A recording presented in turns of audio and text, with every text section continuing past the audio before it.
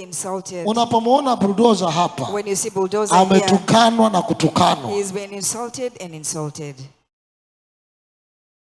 Mpaka akisikia sasa yanapita huko na huko. And now it is just passing. Lakini hanisumbui. But it does not trouble me. Wewe uko mezani unakula kuku, nyama kuku. You're on the table eating. Unakula chakula, sherehe, sema amen. Hapo kuna mtu anapiga kelele nje. Unatoka kufanya nini? What are you coming out for? Hello? Wangapi wako tayari? How many of you are ready kuamini to believe na kutokusikiliza kelele? Not listening to the noises.